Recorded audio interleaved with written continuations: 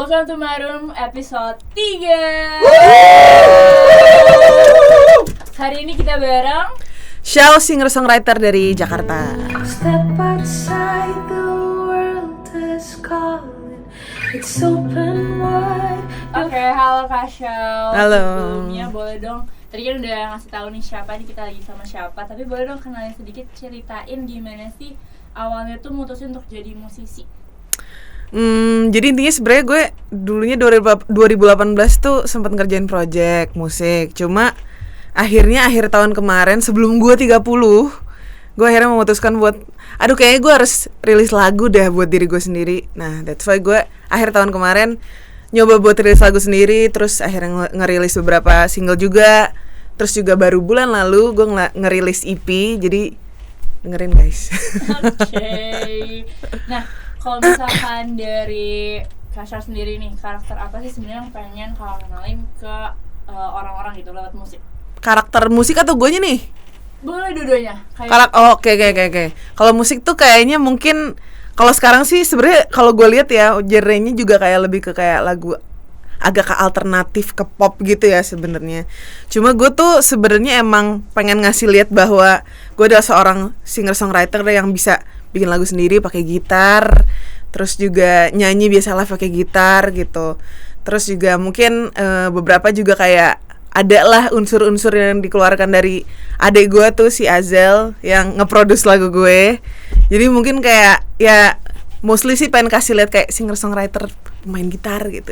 Mostly gitu sih. Oke. Jadi kalau misalkan kita lihat kan dulu tuh kalau dilihat pernah sempat rilis beberapa lagu yang atas nama Shao Destanika. Tapi sekarang Shao nih, apa sih yang ngebedain dua sisi ini gitu? Sebenarnya mungkin masih sama-sama gue ya sebenarnya. Cuma Shaoki Destanika kan emang based on nama asli gue tuh. Tapi gue ngerasa kayaknya tuh agak terlalu panjang ya. Terus kayak Shaoki tuh kayak bapak-bapak dari mana gitu. Maksudnya nama Shaoki tuh cowok gitu kan. Terus juga kayak gue ngerasa ya udahlah biar namanya lebih ikonik dikit dan lebih mudah dipahami dan diingat gitu. Jadi namanya Shao aja dan U-nya ada 2. Karena sebenarnya based on IG gue sih. Oh gitu. Emang awalnya gitu ya. Iya. Kalau boleh tahu nih, siapa sih inspirasi Kak Shao dalam bermusik? Bermusik tuh sebenarnya mungkin ya inspirasinya banyak banget. Kalau misalnya dibilang bermusiknya sendiri, mungkin lebih ke kemarin tuh kayak Lizzy McAlpin, tau gak sih? Tahu ya Lizzy. Itu gara-gara ngeliat dia dan songwriting dia ya. Jadinya gue kayak ih anjir, gue sebenarnya kayaknya bisa deh harusnya bikin lagu kayak dia gitu. Walaupun gak sebagus dia sih. Cuma itu salah satu inspirasinya. Akhirnya kayak gue harus bener-bener rilis nih. Karena pengen banget bisa ngasih lihat songwriting yang gue bikin yang mungkin banyak banget inspired dari dia. Terus ada beberapa juga mungkin kayak musisi zaman dulu kali ya, kayak Avril Lavigne, terus Michelle Branch. Terus juga mungkin banyak banget gue influence-nya juga dari kayak John Mayer zaman dulu tuh. Dari SMP SMA sih gue kayaknya kalau gak salah. Ya gitu deh kalau gak salah gitu. Jadi sebenarnya dari personal reference yang banyak banget gitu ya. Banyak banget sebenarnya. Tapi ternyata pas gue sadarin tuh baru sekarang ini ternyata emang orang-orang itu tuh banyak banget nge-influence gue tanpa gue sadari. Walaupun kalau awal-awalnya kayak gue mau influence dari mana itu gue nggak nyari-nyari dulu. Cuma pas sekarang baru oh iya ternyata mirip ya, banyak yang mirip-mirip gitu deh. Jadi baru nyadari gue sekarang sih. Oke deh. Nah tadi kan kita udah sedikit kenalan nih sama Kak Shao sendiri kayak gimana sih gitu kan. Sekarang beralih nih, sebelumnya congratulations buat EP terbarunya. Terima kasih teman-teman, terima kasih. Jangan lupa streaming ya. Nah, kalau misalkan dari EP-nya Kak Shao sendiri, secara garis besar sebenarnya apa sih yang pengen disampaikan gitu dari EP-nya? Jadi oke, gue jelasin dikit ya. EP-nya tuh sebenarnya konsepnya itu Cycles of Heartbreaks. Nah, berat. Jadi Cycles of Heartbreak tuh mungkin ya semua orang pasti pernah lah ngerasain patah hati gitu kan. Cuma di EP ini tuh emang specifically emang menjelaskan tentang kayak heartbreaks yang pernah gue rasakan dan beberapa orang-orang sekitar gue rasakan. Terus di EP ini sebenarnya pengen ngasih tahu bahwa setelah kayak melewati beberapa heartbreaks itu, di lagu terakhir ada judulnya Alive, gue cuma pengen ngasih tahu ke orang-orang untuk kayak lu tuh jangan stuck di fase itu terus-terusan gitu loh, karena lu tuh juga harus sadar bahwa lu tuh masih hidup dan bisa menikmati dunia dan sekitar lo gitu. Kayak dunia tuh indah gitu. Kenapa lo harus stuck sama patah hati ini terus-terusan gitu sih sebenarnya, kurang lebih. Berarti tuh sebenarnya kalau misalkan dilihat itu sebenarnya tadi kan kayak alur gitu ya, ada alurnya. Betul. Oke. Berarti kalau misalkan itu terinspirasi nggak cuma dari kisah pribadi Kasha, itu juga dari orang lain. Berarti fase hidupnya beda-beda dong. Maksudnya Betul. Fase hidup yang sama ya. Oke. Paling nih dari EP I Survived This ini kan nge-highlight perjalanan heartbreak kan tadi. Betul. Kenapa sih mutusin untuk rilis singlenya tuh Do I Matter? Oke. Kenapa nggak yang lain gitu? Kayak yang aduh sakit banget nih. Do I Matter ya? Jatuh kan? Benar, Falling Apart jatuh, sangat jatuh, Iya, terpuruk. Kenapa nggak seterpuruk itu dulu yang dikeluarin? Mungkin karena Do I Matter itu tuh salah satu yang menurut gue cukup kerasa di gue, walaupun itu sebenarnya nggak based on my story, cuma itu based on story temen gue yang gue tuh ngerasain banget dia dalam waktu itu beberapa setahun belakangan saat momen itu terjadi. Itu tuh kayak gue ngerasain banget perasaan dia yang naik turun, karena sebenarnya basically ceritanya tuh tentang dia yang ditinggalin sama calon tunangannya dia. Terus kayak masalahnya calon tunangannya tuh hilang gitu aja, terus berapa bulan kemudian nikah sama orang lain. Dan kerasa banget ya. Terus abis itu kayak gue ngeliat lah perasaan dia tuh yang naik turun, dan gue paham rasanya di ghosting tuh sakit banget gitu. Dan jadinya gue kayak ngerasa ini tuh mesti keluar duluan deh. Dan emang mungkin karena gue waktu itu fokusnya di lagu itu duluan juga ya pertama kali. Terus juga perasaan naik turunnya tuh bisa kelihatan di lagu itu gitu loh, dan si amarahnya tuh juga bisa kelihatan di situ. That's why gue rasa ini nih kayaknya harus dikeluarin pertama deh. Gitu sih. Denger emang nyesek banget sih. Iya. Do I really matter? Do I really matter gitu kan, bener banget. Kalau misalkan dilihat dari setiap lagunya itu kan disimbolisasiin sama satu barang tuh. Betul. Nah, itu ada nggak sih sebenarnya kayak dibalik barang-barang itu ada korelasinya nggak sih sama lagunya, tuh kayak emang kepikirannya ini bisa diinterpretasiin aja nih sama lagunya? Ada sih sebenarnya korelasinya. Sebenarnya lebih ke ini. Jadi kan Do I Matter itu pas gue rilis itu sebenarnya konsep idenya adalah pakai artworknya tuh kayak satu box yang isinya tuh kayak banyak barang-barang scattered gitu, tapi itu representasinya tuh kayak barang-barang mantan. Nah sebenarnya di Do I Matter itu artworknya udah ada tuh barang-barang itu tuh yang merepresentasikan lagu-lagu buat si EP yang pas setelah itu gue keluarin. Nah itu kan sebenarnya kalau nggak salah yang pertama Chasing Bunga Layu, terus abis itu ada Falling Apart tuh boneka, Do I Matter itu apa ya? Handphone, benar. Sorry gue udah mulai lupa. Do I Matter handphone, terus habis itu Send Me Away tuh kalau nggak salah origami, terakhir tuh buku. Nah jadi tuh kayak barang-barang itu sebenarnya representasinya itu kayak barang-barang mantan. Nah pas di EP itu tuh foto artworknya tuh kotaknya tuh udah ketutup, which is itu barang-barang udah di situ, dan kayak gue pengen start chapter baru dan gue ingin menghilangkan hal-hal itu gitu loh sebenarnya. That's why judulnya I Survived This, karena kayak gue bertahan banget nih melewati hal-hal ini gitu loh. Gitu. Jadi sebenarnya simbolisasi dari kayak ini kenangan-kenangan gue. Betul, bener banget. Dan tadi kan Kasha udah mention ya kalau misalkan artwork final itu box si kotak penyimpanan itu kan. Betul. Cuman tuh kalau misalkan dari gue sendiri ngeliatnya itu tuh kayak kotaknya itu kayak disimpan rapi gitu loh, bukan yang kayak pengen dilupain gitu. Iya, kenapa kayak gitu? Sebenarnya mungkin lebih ke kayak walaupun itu sesuatu yang mungkin in the past yang pengen kita lupain, cuma gue ngerasa itu still part of us gitu loh. Itu sesuatu yang tetap ngebikin diri kita.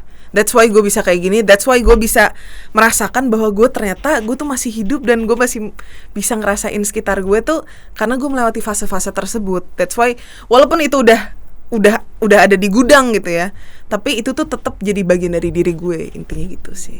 Kayak I was there gitu. Iya, I was there. Oke.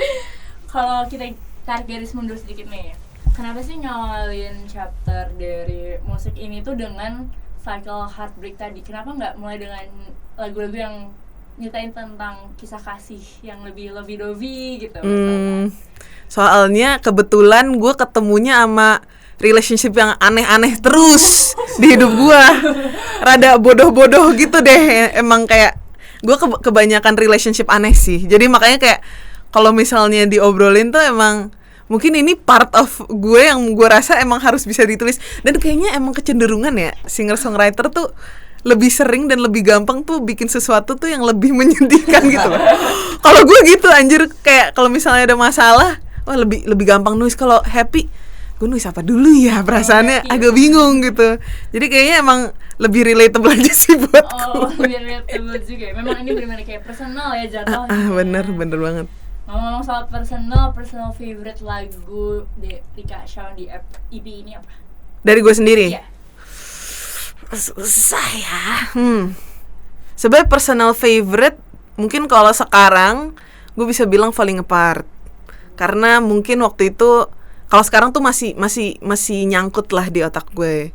Cuma sebenarnya ada satu lagu yang jujur ini tuh apa ya, kayak agak susah banget sebenarnya untuk dinyanyiin dan didengerin lagi, karena ini beneran sesuatu yang personal banget buat gue, yang judulnya Send Me Away.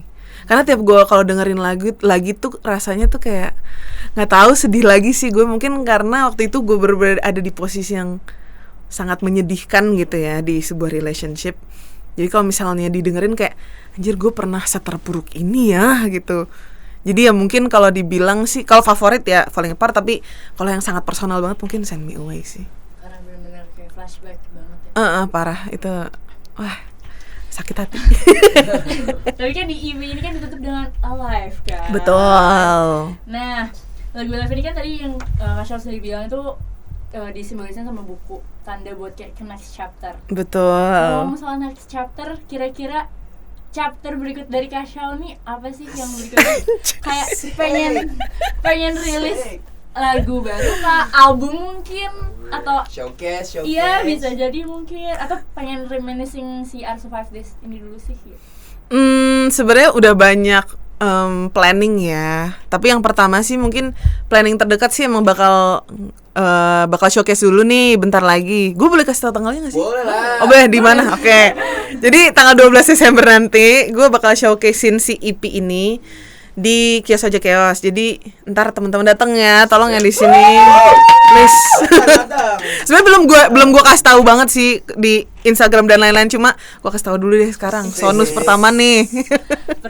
Podcast ini. Betul. Oke, jangan lupa datang ya semuanya. Kita mungkin berjalanlah ke berikutnya, Kak, ke pertanyaan berikutnya, ke next chapter ini kali ya. Iya boleh. Ada rencana nggak sih buat kolaborasi sama musisi lain untuk lagu baru gitu mungkin? Sumpah banyak sih sebenarnya harapan itu. Boleh sebutin. Waduh, harus sebutin nih. Sebenarnya kalau mau tuh, Yang mau banget. wah mau banget siapa ya? Udah gue bingung. Tapi sebenarnya gue tuh ada satu favorit penyanyi Indonesia, cewek, namanya Eva Celia. Gue suka banget sama dia. Iya, oke. Udah sombong. Jujur tapi ya. Gue pengen banget, tapi kayaknya sih agak susah ya kalau dibilang mau collab sama dia. Tapi mungkin kita nggak ada yang tahu. nggak ada yang tahu. Cuma sekarang ini sih gue mungkin next rilisan pengennya sih collab sama teman-teman musisi yang gue kenal kali ya. Kayak beberapa tuh ada mungkin kayak ada Halsey teman gue, Janita Satriani, terus kemarin tuh sempat ngobrol sama siapa ya, Nathan Tania juga.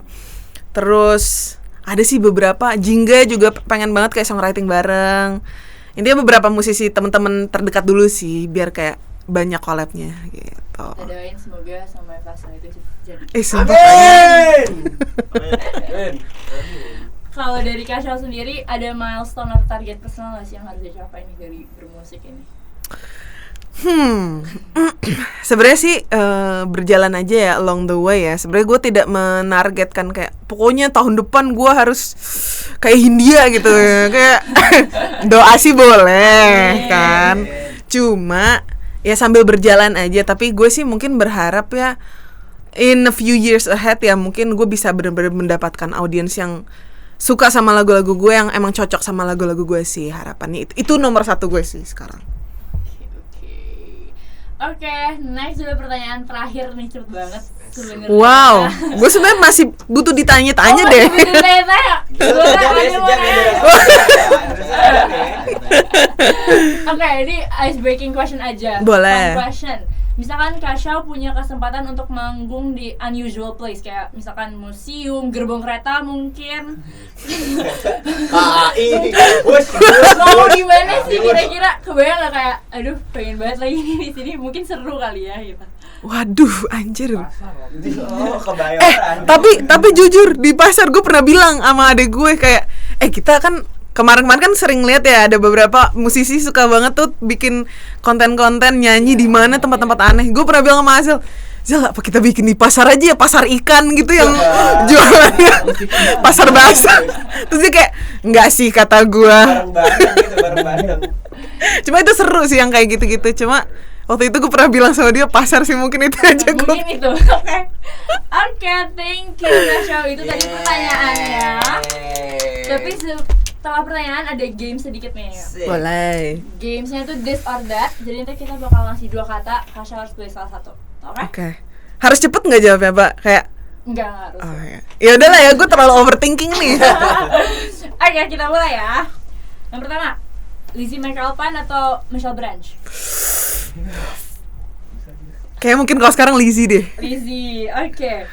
2, ditinggalin atau ninggalin? Susah banget juga tuh. Aduh. Apa sih nggak Kalau karena mungkin sekarang gue lebih mencintai diri gue sendiri, gue mendingan ninggalin orang aja deh. Love yourself, kan? Love myself, bro. Sorry. Lanjut. Love alone atau love in silence? Oh, ini hostnya ini ya, bukan buat hostnya ini ya. Love alone tuh maksudnya jadi unrequited gitu ya, kayak Iya. dia nggak suka sama gue. Iya. Atau love in silence. Oh shit. Kayaknya love in silence aja deh.